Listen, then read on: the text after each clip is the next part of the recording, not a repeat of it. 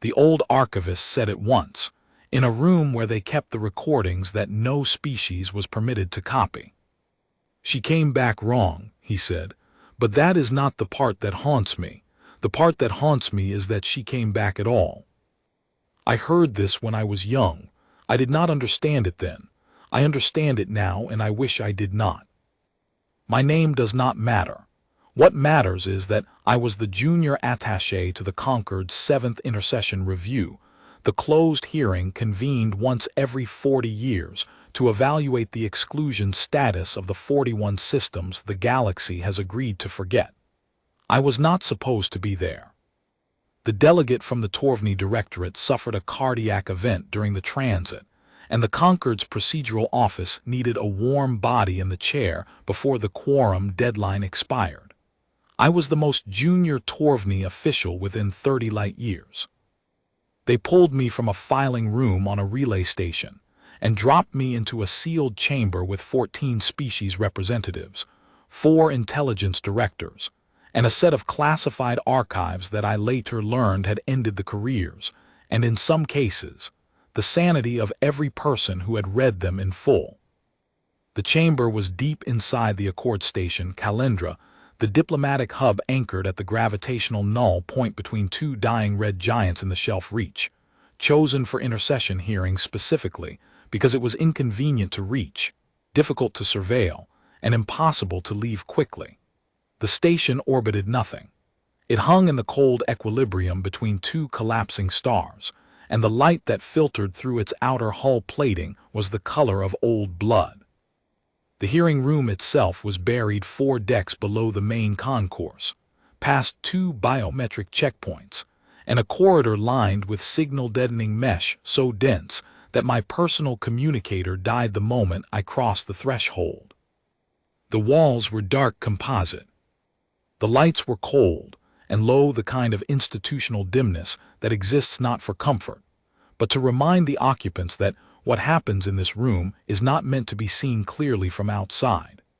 The air carried the faint metallic bite of recycled atmosphere and the subtler taste of something I would not have called fear at the time, because I was young enough to mistake formality for theater and secrecy for bureaucratic reflex. I expected procedure, opening statements, a vote to maintain, the diplomatic choreography of powerful institutions confirming what they had already decided. The chamber seated 30. When the session opened, only 19 chairs were occupied. 11 delegations had sent representatives, some junior, some senior, 2 so old that their attendants had to help them navigate the gravity differential between the corridor and the chamber floor. 3 delegations had sent intelligence officers who did not identify themselves as such, but whose bearing and silence marked them as clearly as insignia would have. Their eyes moved in patterns designed to cover every exit. Their hands stayed visible on the table. 5 chairs belonged to species that had declined to participate, their placards set face down, a diplomatic convention meaning, "We acknowledge the proceeding, but will not lend it the weight of our presence." 5 species that had decided, for reasons I did not understand at the time, that being absent was safer than being present. The Torvny seat was in the second row, partially obscured by a structural support column. I was grateful for the obstruction. I wanted to watch without being watched. The hearing was chaired by a Kelshani arbiter named Thren Ovaz Old, precise, his skin the color of tarnished silver that had begun to darken at the edges of his jaw, and along his brow ridges in the pattern that Kelshani physiology produces under sustained stress. His movements had the slow deliberation of someone who had spent decades choosing his words the way a surgeon chooses incisions. His hands, when they rested on the console, lay perfectly still. I had read that Kelshani stillness was a discipline, that their natural state was constant fine motor adjustment, a continuous recalibration of posture that kept their temperature-sensitive skin in optimal contact with the environment. To be still, for a Kelshani, required effort. Ovaz was very still. He opened with the formal recitation. The exclusion zone, 41 stellar systems, 400 years of enforced navigational absence. the Concord's longest-standing active prohibition, older than the Vethani Trade Accords, older than the Drathani disarmament treaties, older than the founding charter of the Concord itself, which had been drafted in part to formalize the exclusion that 7 species had already agreed to informally in the years after the last ship failed to return. "We are here," Ovaz said, "to determine whether the prohibition remains warranted. The procedure requires 3 elements: a review of the original justification, an assessment of any new intelligence, and a vote. Let us begin with the original justification." He turned to the archive console beside him and activated a display. The first file was 800 years old. I had expected data, sensor readings, the dry forensics of ancient military disasters rendered into charts and tables. What appeared on the display was a recording. A cockpit recording. The image was degraded, shot through with static. The color shifted toward blue, the audio layered with the hiss of storage media that had been transcribed and retranscribed across 8 centuries of classified archives, each generation introducing its own artifacts, until the recording had acquired the texture of something being remembered rather than played. But the subject was unmistakable. A pilot, a human pilot, female, mid-40s, perhaps older. It was difficult to tell through the interference, but the lines around her eyes and the gray threading through dark hair pulled tight from her face suggested someone who had spent decades in a cockpit and whose body had recorded every hour of it. She wore a flight suit of a design I did not recognize, dark, close-fitted, no visible rank insignia, no unit patches, no identifying marks of any kind. The suit was functional and anonymous, the uniform of someone whose organization did not advertise its existence. She was seated in a command chair inside what appeared to be a small vessel, a scout ship, or a long-range probe, judging by the cramped geometry of the cockpit and the single narrow viewport behind her showing a starfield I could not place. The console in front of her was dark, not powered down. Dark the way instruments go dark when there is nothing left to measure, when the vessel has passed beyond the range of everything the instruments were built to detect. Her hands were on her knees, steady, not gripping, resting. The posture of someone who had finished doing everything there was to do, and was now recording what she had seen, because recording it was the last professional act available to her. "This is Commander Adrasolis," she said. Her voice was level. Not calm. Calm implies an absence of disturbance. This was something on the other side of calm, the way a bone goes quiet after the fracture has happened and the nerve has stopped reporting. Terran Bureau of Navigation. Probe designation Sable Threshold. Mission clock reads 14 months, 6 days, 9 hours. I have crossed the inner boundary. She paused, looked at something off-frame, something visible through the viewport that the recording did not capture. "The inner boundary is not what we were told." Ovaz paused the recording. The chamber was silent. I realized I had stopped breathing. "For context," the arbiter said, "this recording was recovered from a probe that exited the exclusion zone under autonomous navigation 812 years ago. The probe was unmanned when recovered. Commander Solis was not aboard. The probe's data core had been wiped of all navigational and sensor data, a total erasure consistent with deliberate intervention rather than system failure. Only this recording survived, stored in a secondary personal log partition that the wipe protocol did not reach. Whether the partition was overlooked or deliberately spared is a question the Bureau's forensic division was unable to resolve. He let that settle. Overlooked or deliberately spared. The implication sat in the air like smoke, that whatever had wiped the probe's data might have chosen to leave the recording intact. That the words we were about to hear might have been permitted to survive by something that understood exactly what they would mean. The Terran Bureau of Navigation classified the recording immediately. It was shared with the Concord 40 years later, at the first intercession review, as the original justification for the exclusion designation. He resumed the playback. "I am going to describe what I see," Solis said. Her eyes were fixed on whatever lay beyond the viewport with the intensity of someone who cannot look away, not from paralysis but from obligation. "For the record, because I do not think the instruments can describe it, and I do not think I will be coming back with the instruments anyway." A muscle worked in her jaw, the masseter, visible beneath the skin as a ridge of tension that appeared and disappeared in a rhythm that seemed to track something external, some cadence the recording could not capture. Not fear. The effort of containing something the human nervous system was not designed to process. The briefing said the inner boundary would be a sensor wall, an electromagnetic barrier dense enough to block all passive observation of the interior volume. The briefing was based on 200 years of accumulated theory and 17 failed probe missions. The briefing was wrong.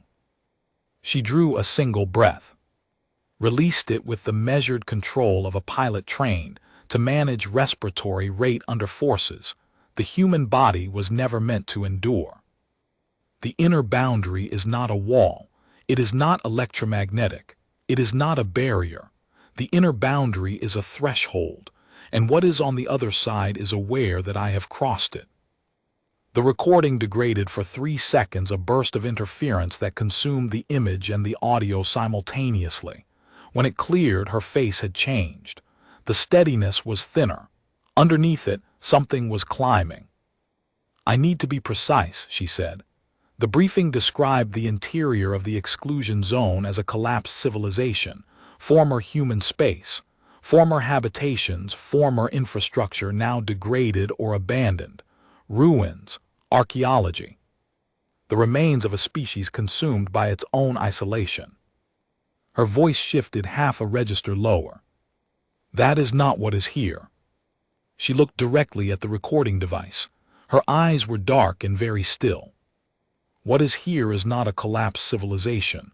It is not abandoned. It is not degraded. It is active. It is occupied. And it is not." She stopped. The jaw muscle tightened. "It is no longer what I would call a civilization." The distinction landed in the chamber like a crack through glass. The Drathani intelligence officer's posture shifted. The Kelshani arbiter's pupils contracted to slits. The Vethani observer's cranial frill flattened in a fear response so deep it was vestigial. And the nameless Torvni woman beside me pressed her fingers into the table's edge until the joints whitened. "I am going to say this once," Solis said, "and I am going to say it as plainly as I can." Silence, 2 seconds, 3. The viewport behind her showed stars that did not move. The entity that occupies the interior volume of the exclusion zone is of human origin. It was human. The architecture, the energy signatures, the residual communication patterns that my instruments could still partially resolve before they went dark, all consistent with human design philosophy, human engineering conventions. This was built by humans, maintained by humans, expanded by humans over several centuries. Her voice dropped in register, the line between report and testimony. "But it is not human anymore. What I am looking at is what happens when a civilization does not collapse, when it does not stagnate, when it does not expand outward or war with its neighbors or fragment or burn. What I am looking at is what happens when a civilization turns inward and does not stop, when it folds into itself, layer after layer, complexity compounding on complexity, until the distinction between the builders and the thing they built ceases to exist." She was quiet for a long moment. "They are still here, all of them. Every human being who entered this space over the last 4 centuries, the colonists, the engineers, the military personnel, the crews of every ship the galaxy sent in and believed lost. They are all still here, part of the structure, part of the architecture, not dead, not prisoners.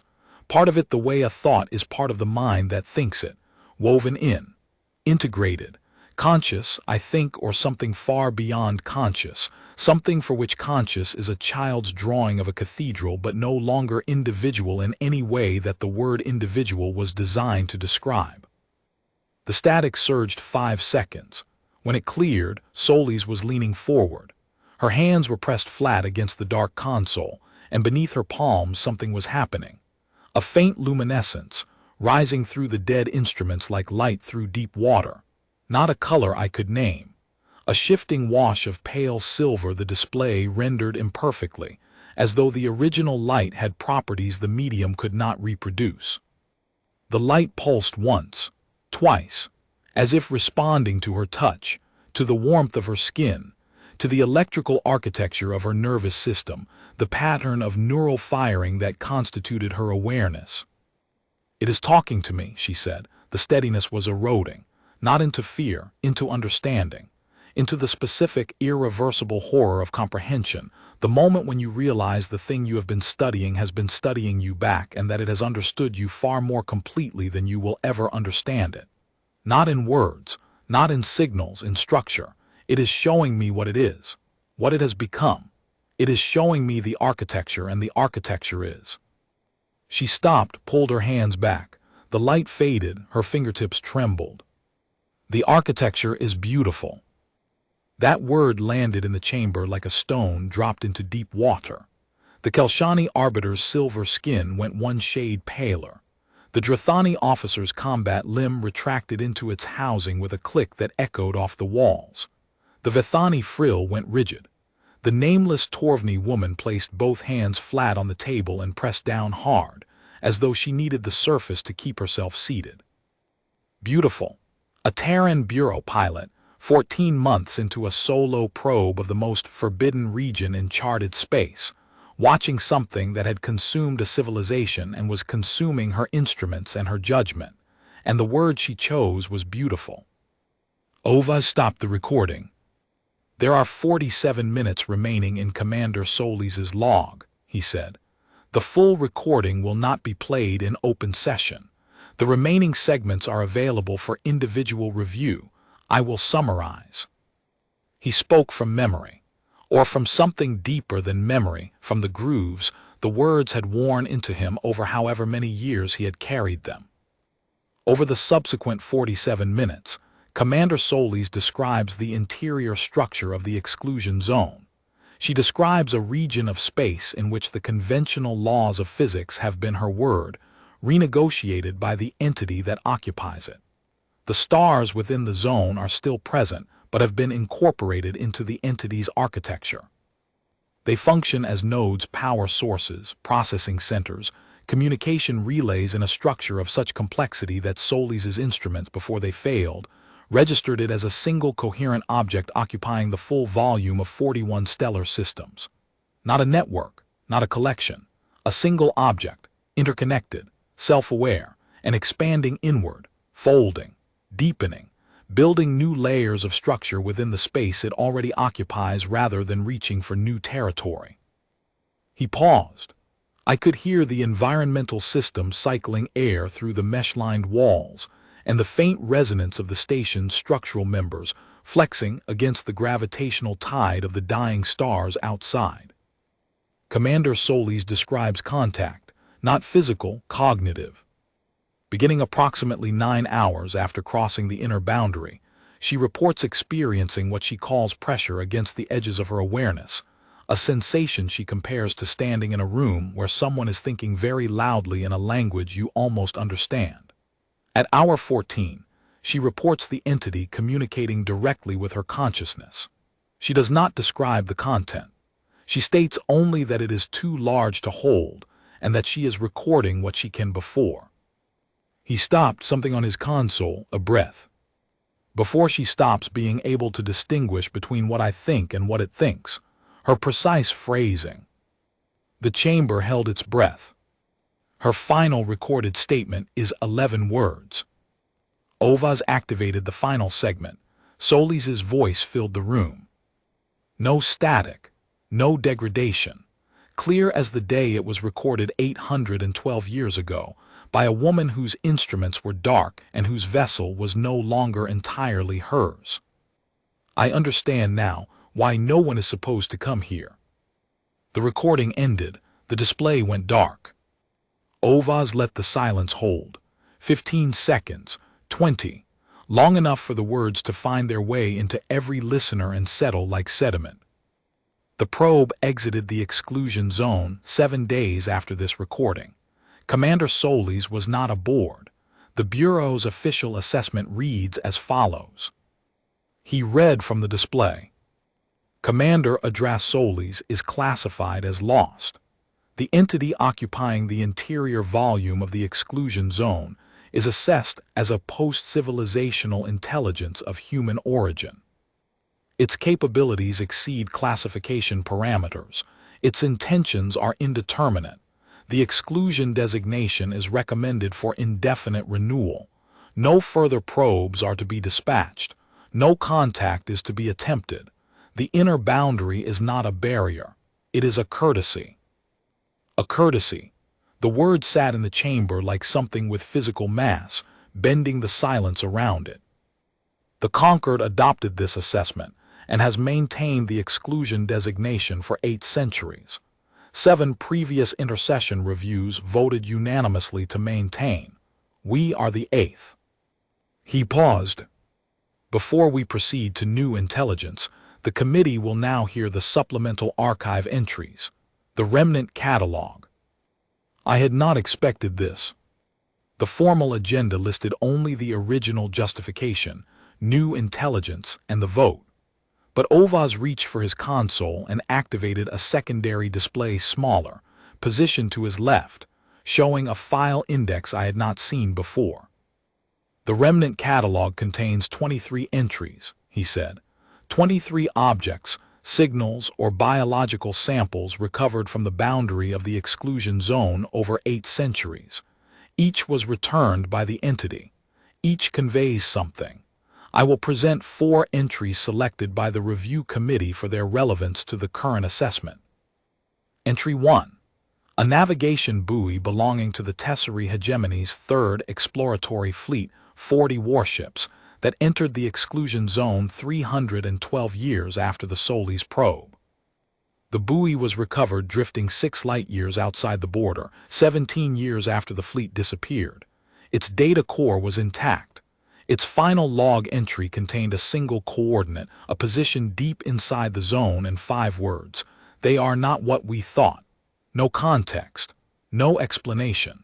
The buoy's exterior hull showed no damage, no scoring, no evidence of combat.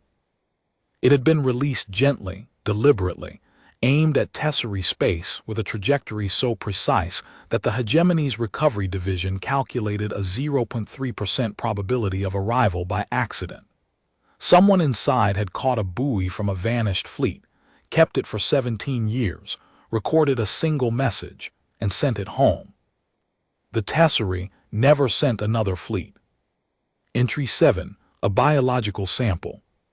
A severed Drathani combat limb, 40 centimeters of armored appendage ending in the 3-bladed manipulator claw that defined the Drathani warrior caste, found inside a sealed container attached to the hull of an unmanned probe that exited the border on a calculated trajectory. The limb showed no signs of violence. No tearing, no crush damage, no energy burns. It had been surgically removed with an instrument capable of cutting through Drathani combat carapace, the densest biological armor in the known galaxy, as cleanly as a blade through membrane.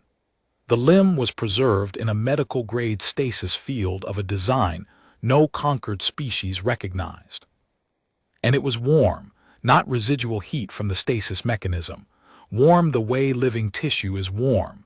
The cells were alive. Metabolically active. The limb had been removed from a living Drathani, preserved in perfect stasis and returned, not as a trophy, not as a threat, as a message whose meaning the Drathani spent decades debating and never resolved. We have your dead, we are giving 1 piece back, the rest we are keeping, make of that what you will. The Drathani intelligence officer in the chamber listened to this entry without moving. His combat limb, the same type that had been returned, remained in its housing.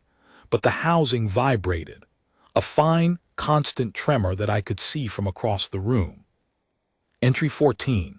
A transmission, not a physical object but a signal, received by a monitoring post 6 years after a diplomatic probe entered the zone.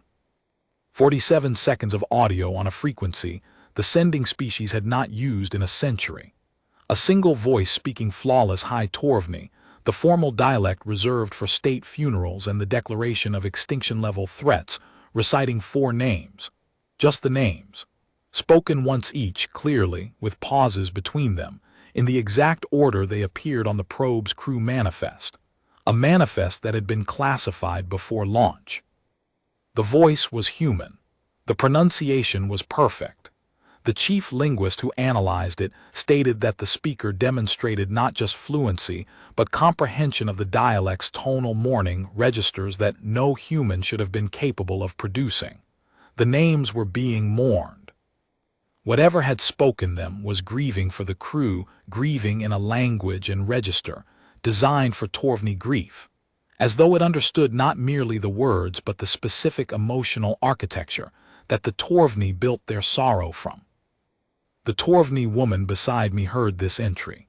She did not react visibly, but I felt the table shift, a slight, almost imperceptible change in its vibration as her weight redistributed, as though something inside her had collapsed from vertical to horizontal.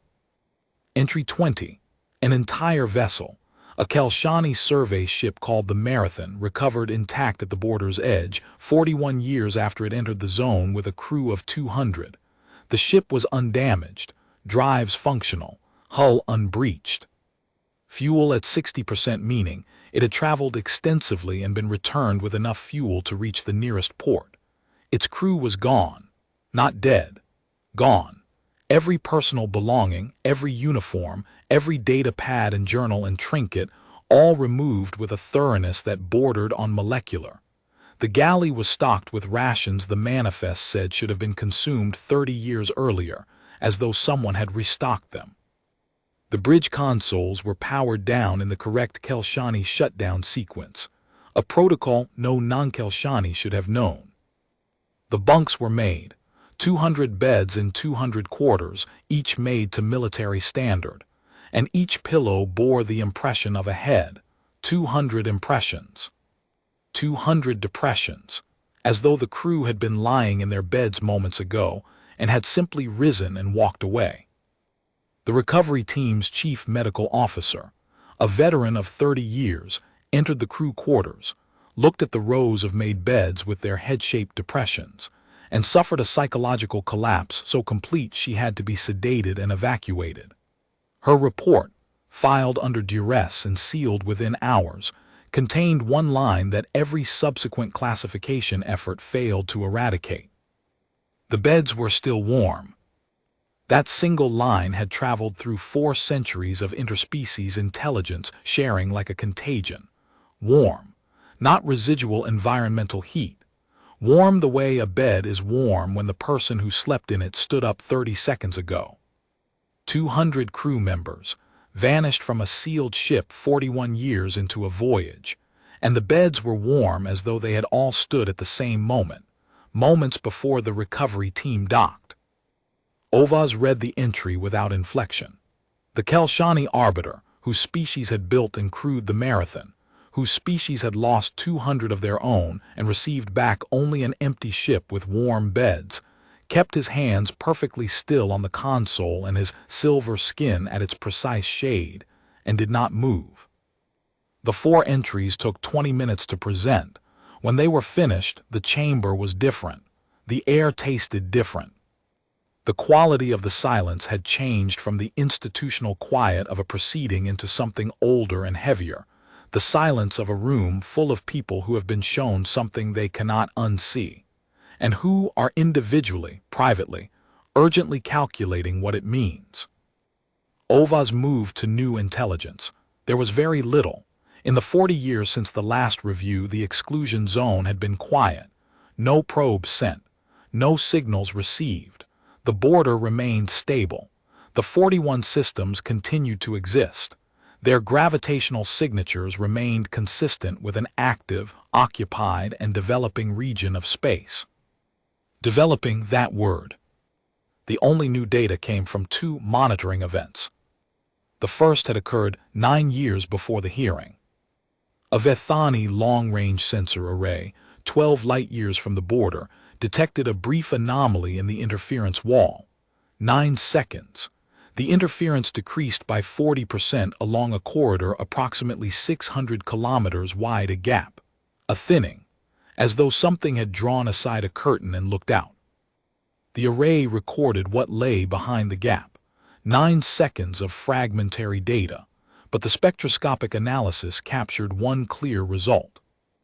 The light was not starlight. It was structured, coherent, organized in patterns the classification system could not categorize. The system flagged the reading with a notation its designers had included as a theoretical placeholder they never expected to see triggered. Signal biological origin, artificial structure. Classification unknown, EXCEDS parameter space. The analysis team's report. For 9 seconds, the sensor array observed a light source consistent with a single, coherent, structured emission occupying a volume approximately 4 stellar systems in extent. It is not a star. It is not a nebula. It is not any catalogued phenomenon. It is, to the best of our capability, a thought. A thought, 4 stellar systems in extent. The second event had occurred 3 years before the hearing. The same array, another gap, 31 seconds, wider 2,000 kilometers, the structured emission brighter. And closer to the border. Not by much, a few light years, within the margin of measurement uncertainty technically, but the direction was consistent. Whatever was inside, whatever was thinking the thought had either grown or moved toward the edge. And the emission's complexity had increased, denser, more layered, more intricate, as though whatever was producing it had grown more sophisticated between observations. Or had moved closer specifically, so the array could see more clearly. Ovaz called the vote. Each delegate would speak their decision, maintain or dissolve. 14 votes, maintain, unanimous. But this vote was different. I felt it the way you feel a change in pressure before a storm. The previous reviews had been perfunctory. This vote was cast by 14 people who had listened to Adras Solis describe something beautiful, and who were voting not out of certainty, but out of a fear they could not name. Because Solis had not been afraid. That was the fracture, not the entity's power, not its scale, not the consumed civilization or the visible thoughts or the 8 centuries of inward growth. Those were terrifying but containable. They could be fenced, labeled, filed in an archive only 14 people could read. What could not be contained was the voice of a woman who had gone inside and found it beautiful. The review concluded, the delegates filed out, the recording was sealed. And I left the station on the next available transport, returned to my filing room, resumed my duties, and did not speak about what I had heard. For 30 years, I did not speak about it. The filing room was small. The work was routine. The charts on my wall were the same charts on every wall in every navigational office in the Concord, the ones with the blank space in the galactic east, where 41 systems should be drawn and are not. I looked at that blank space every day. I processed files. I ate meals. I spoke to colleagues about boundary certifications and relay schedules. And at night, alone in my quarters, I listened to the echo of a voice saying beautiful in a tone that contained no fear. And I understood something. The committee's unanimous vote was designed to prevent anyone from understanding. The exclusion zone was not a tomb, not a scar, not the remains of a civilization that had consumed itself. It was alive, growing. Not outward, the border had not moved, inward, deeper, adding layers, folding and refolding. A civilization that had stopped being a civilization and had become something that used stars the way a brain uses neurons, whose thoughts were structured light measured in stellar systems, and whose relationship to the galaxy beyond its border was not hostility or indifference, but something I did not have a word for. Patience, maybe. or the specific quality of attention that a vast intelligence pays to something small when it is waiting for the small thing to be ready. But I need to say something about what happened after the vote, about the corridor. The hearing had lasted 11 hours. When Ovaz formally closed the session, the delegates rose in the particular silence of people who have been sitting too long with something they cannot metabolize.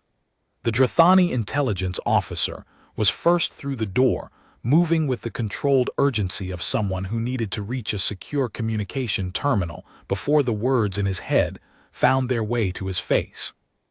The Vethani observer followed, cranial frills still rigid, walking with the too careful steps of a person navigating a surface they no longer entirely trust. I stayed in my seat. The structural column that had partially obscured me from the room now served a different purpose. It gave me something to lean against while I waited for my hands to stop shaking. The Torvny woman beside me had not moved.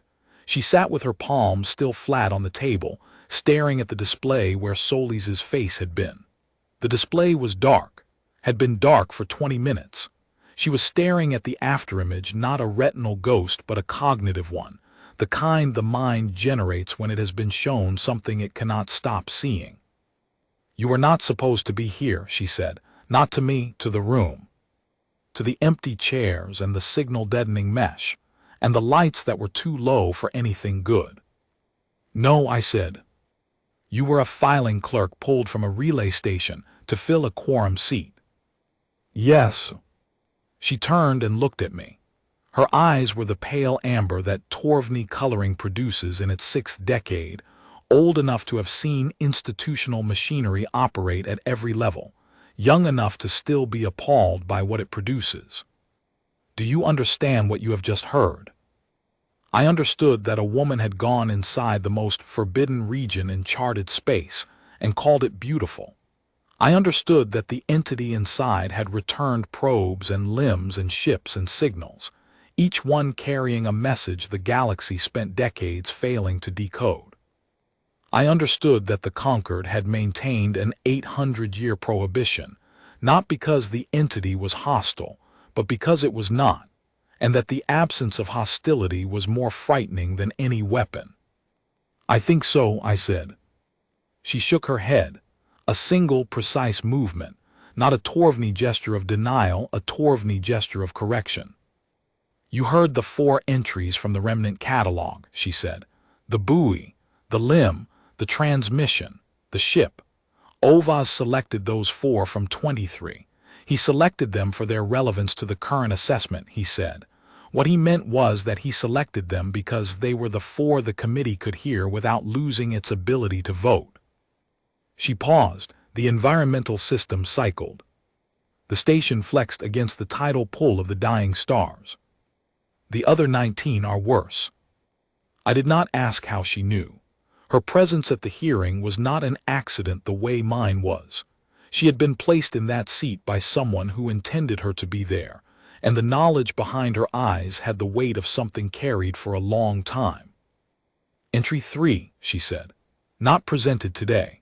A personal journal handwritten on paper, in a language the recovery team initially could not identify because it was a human dialect that had not been spoken in 500 years. The journal was found inside a sealed capsule attached to the exterior hull of a conquered monitoring satellite. The satellite orbited a .12 light-years from the border. The journal had not been there when the satellite was last serviced. It appeared between service intervals, placed there by something that had crossed 12 light-years of patrolled, monitored, sensor-saturated space without triggering a single detection grid. She spoke the way a surgeon describes a procedure clinical precision, as a management technique for material that would otherwise be unendurable. The journal was 300 pages, handwritten. The penmanship changed over the course of the document, beginning in the tight, disciplined hand of someone trained to keep precise records, transitioning through increasingly loose and expansive strokes, and ending in a script so fluid and interconnected that the graphologists compared it to continuous cursive composed by a single unbroken gesture of the hand, as though the writer had stopped lifting the pen between words, between sentences, between pages.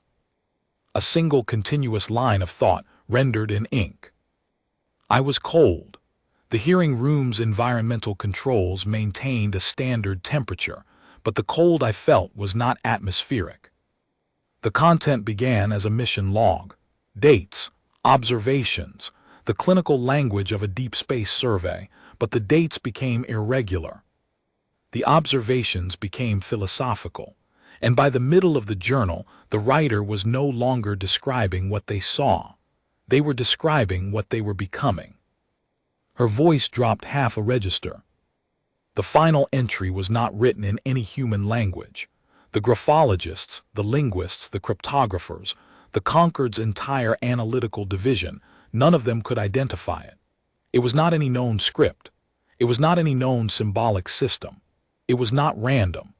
The information density analysis showed a structured, internally consistent language with a complexity index higher than any natural language in the Concord's database. The writer had begun in a human dialect and ended in something else. Something that had grown out of the human language, the way a cathedral grows out of a foundation stone recognizably derived, incomprehensibly expanded. She looked at me again. The journal was classified at a level that does not have a name. The 6 people who read it in full all reported the same experience, a sense of something pressing against the edges of their awareness while they read, not threatening, not painful, present. As though the act of reading the words activated something encoded in their structure, a message beneath the message. A signal carried not in the meaning of the words, but in their arrangement, their rhythm, their progression from human thought to whatever the final entry contained. The cold deepened, not temperature recognition. 2 of the 6 requested immediate transfer to unrelated divisions. 1 resigned from the intelligence service entirely. 1 requested and was granted a permanent posting to the monitoring station closest to the exclusion zone's border. She said she wanted to be closer. She could not explain to what. The Torvny woman removed her hands from the table, placed them in her lap. The gesture was precise and final, like closing a file. Entry 11, she said, also not presented, a piece of music. I waited. A composition for a Drathani resonance instrument, a device that produces sound through the harmonic vibration of crystalline structures, playable only by someone with the Drathani's specific limb configuration and neural timing. The composition was found encoded in the navigational beacon of a probe that exited the zone. The encoding was flawless. The composition was playable. A Drathani master musician was brought in to evaluate it. She paused longer this time. The musician played the first 16 measures and stopped. She said the composition was impossible, not difficult, impossible. The harmonic progressions required a simultaneous awareness of 6 independent resonance lines, any 3 of which would constitute a masterwork by the standards of Drathani musical tradition. The remaining 3 introduced intervals and tonal relationships that did not exist in Drathani music theory. They were not random. They were not dissonant. They were extensions, natural continuations of principles the Drathani had been developing for 12,000 years, pushed past the boundary of what any Drathani musician had conceived. Her voice was very quiet.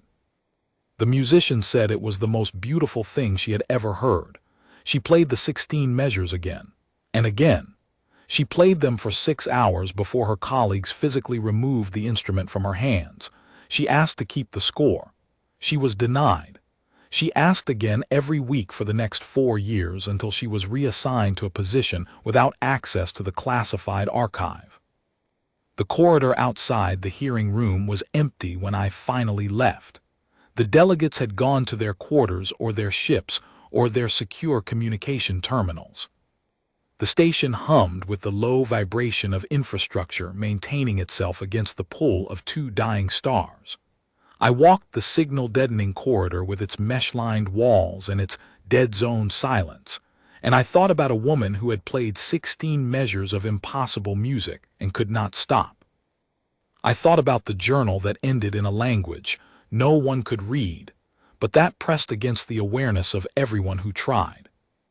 I thought about entry 20, the marathon, the empty ship with 200 made beds still warm, and I thought about what it means to return a ship with its beds warm, not as a threat, not as a message, as a gesture so intimate it defied every analytical framework the conquered possessed warm beds, as though the crew had merely stepped away, as though they might come back, as though the boundary between being here and being there was thinner than anyone wanted to believe. And I thought about Adrasoles, whose voice had carried the word beautiful with the precision of an instrument, calibrated to deliver exactly the payload it was built to deliver. I reached my transport, I boarded. I sat in a seat designed for a body that processes the universe through 5 senses, and a brain evolved to track predators across a savanna. And I looked out a viewport at stars that looked like stars, but that I now understood might be something else, nodes in something I could not see, thoughts in a mind I could not fathom, the visible surface of a structure so deep it made the word deep meaningless. The transport hummed.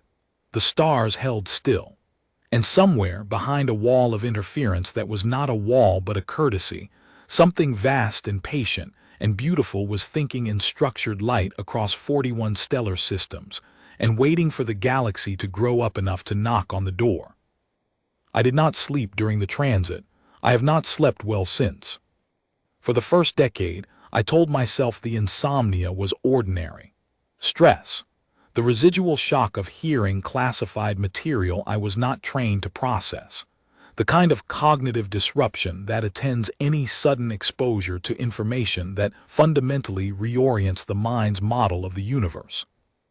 I visited a Torvny neural specialist who prescribed a standard desensitization protocol, guided meditation keyed to the brain's stress processing centers, pharmaceutical support for the serotonin pathways, a structured regimen of controlled exposure to anxiety-triggering stimuli.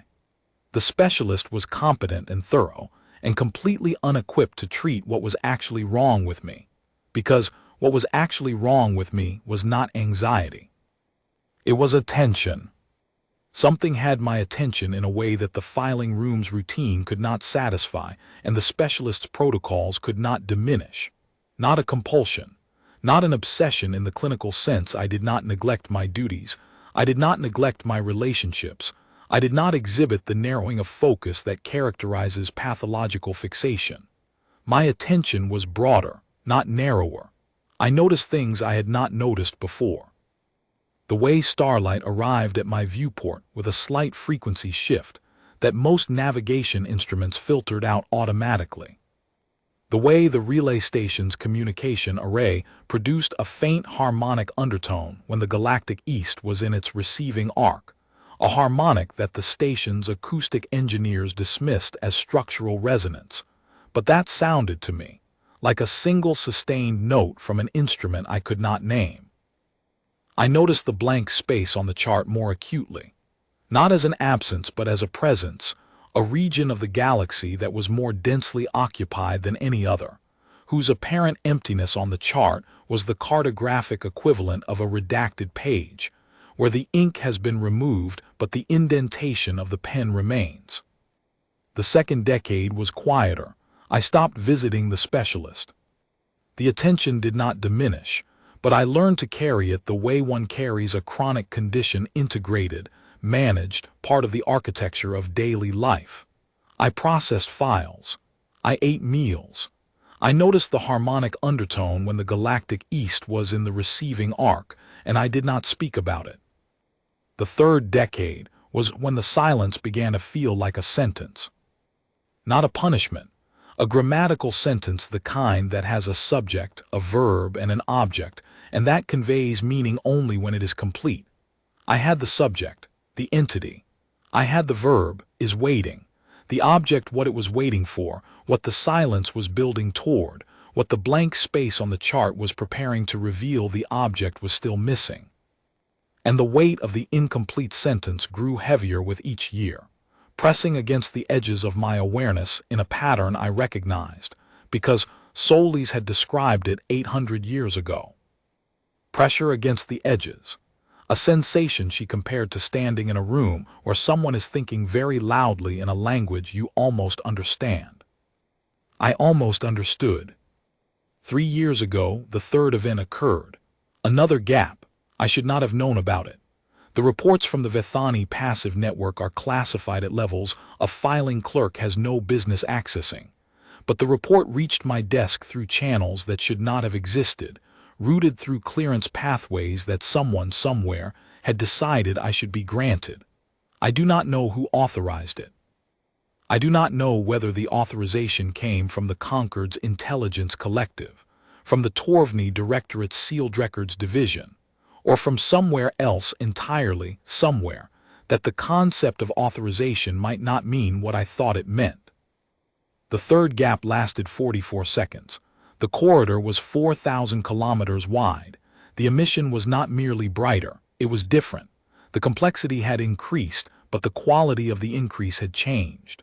The first 2 observations showed a structure that was dense and layered, a thought, the analyst had called it.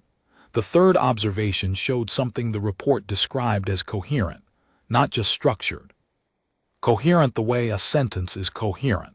The way a deliberate communication is coherent when every element has been arranged to convey a specific meaning to a specific recipient.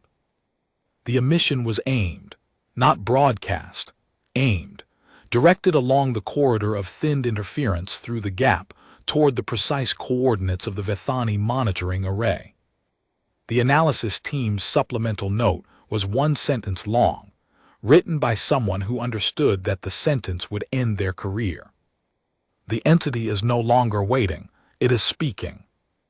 And then 8 months ago, the 4th event. The one that is the reason I am recording this now.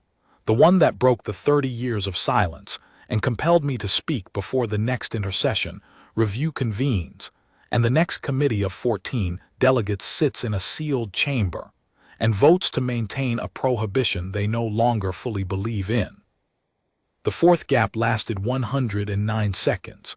The corridor was 11,000 kilometers wide, nearly the width of a small planet's diameter, and the emission behind it was not a thought. It was not a signal. It was not a word in any language that the Concord's combined linguistic, mathematical, and philosophical expertise could parse. It was a face. A human face, not projected, not displayed. Composed of the structured light itself, the emission arranged into the precise geometry of human features, 41 stellar systems of cognitive architecture, bending its own substance into a shape that any species in the galaxy would recognize. The face was enormous. It occupied the full width of the corridor. It was rendered in the pale silver luminescence that the monitoring array had observed in previous events, and it held the expression of someone looking outward at something they have been waiting a very long time to see. The face was female, mid-40s, perhaps older, lines around the eyes, gray threading through dark hair. The analysis team's identification was immediate and unanimous. The face was Adras Solis. Not a recording, not a projection. Not a memory replayed by a machine that had preserved her likeness. The face was alive, or whatever the word alive means when applied to a feature of a post-civilizational intelligence that occupies 41 stellar systems and whose thoughts are visible across interstellar distances. The expression moved. The eyes tracked moved slowly, deliberately, scanning the space beyond the gap as though looking for something, as though looking for someone. And then the gap closed, the interference wall sealed, the face was gone. 109 seconds. A face that had been human 800 years ago, woven into something vast and strange and growing, looking out through a gap in the wall that her species had become, and searching the dark. I filed the report, I sealed the file. I walked back to my desk and sat in my chair and looked at the blank space on the chart, and I understood, finally, what the old archivist had meant. She came back wrong, he said. But that is not the part that haunts me. The part that haunts me is that she came back at all. The probe came back because the entity wanted it to come back. The recording survived because the entity wanted it to survive. The words were chosen beautiful. The threshold, I understand now, because the part of the entity that had once been Adras Solis, that was still enough Adras Solis to speak in her voice and look with her face, wanted those specific words to reach the galaxy beyond the wall. And now she is looking through the wall herself, not the recording, not the echo, her, the thing she became. 800 years of integration into something that uses stars as neurons and whose thoughts span multiple systems, and she still has a face. She still looks outward. She is still, after all this time, searching. I sit at my desk. I look at the blank space. I process files. I eat meals. I do not speak about what I heard in the chamber on Calendra, and I do not speak about the gaps, and I do not speak about the face. But I know now, with a certainty I cannot explain, that the gaps are not accidental. They are not malfunctions. They are not tests or probes or the preliminary maneuvering of an expansion. The gaps are invitations. And the face was not looking at the monitoring array. It was not looking at the Vethani sensor equipment, or the Concord's intelligence infrastructure, or the border defenses that do not exist because no one has ever thought a border defense could be built that would matter. The face was looking for the next person brave enough or foolish enough or curious enough to cross the threshold and see what she saw. The old archivist understood. She came back wrong, he said. And I have carried those words for 30 years, and I have finally understood the thing he could not bring himself to say. She did not come back wrong. She came back true, and the word she used, beautiful, was not the distortion of a consumed mind or the malfunction of a consciousness that had been absorbed and repurposed. It was accurate. It was the most precise word available to a woman whose entire career was built on precision. And she chose it because it was true. And that is the part that haunts me, not the power, not the scale, not the face in the wall or the thoughts getting closer or the gaps getting wider. The part that haunts me is that every instinct I have, every filing clerk instinct, every survival instinct, every instinct that tells me to stay at my desk and process my files and look at the blank space and never walk toward it, every one of those instincts is losing. Because I am not afraid. And I think that is exactly what she wants me to feel.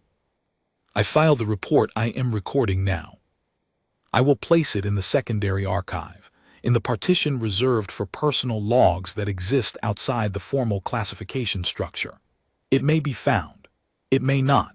I am aware of the parallel that I am encoding a message in a place where it might survive a wipe. The way Solis' recording survived in a secondary log partition, the erasure protocol did not reach. I am aware that the parallel may not be coincidental. That the impulse to record, to testify, to leave a trace in a system designed to forget, may itself be a symptom of something I cannot name. The 9th Intercession Review convenes in 7 years. 14 delegates will sit in a sealed chamber and listen to recordings and vote to maintain a prohibition that was designed to contain a threat, but that long ago became something else, a fence around a question no one wants to answer.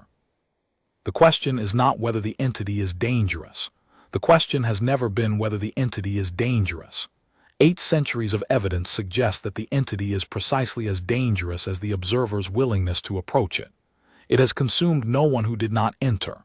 It has threatened no one who stayed outside. It has returned every probe, every signal, every biological sample.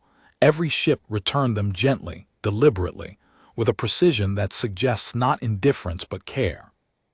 The question, the one the conquered has spent 800 years building institutions and classifications and signal-deadening corridors to avoid asking, is whether what Solis found inside is what she said it was. Whether it is beautiful. Whether the face in the wall was not a lure, but an invitation from something that remembers what it was and wants to show the galaxy what it has become. Whether the beds were warm because the crew of the marathon did not die, and did not suffer, and did not lose anything, but instead gained something so large that the ship they had arrived in could no longer contain them, and the warmth they left behind was the residual heat of a transformation so complete that the boundary between the person in the bed and the thing they became dissolved like frost in morning light. Whether the music was beautiful because it was designed to manipulate, or because it was genuinely beautiful, because the entity had taken the Drathani's 12,000 years of musical tradition and shown them where it was going next, and the musician who played it could not stop because she had heard the future of her art, and the future was real, and it was waiting.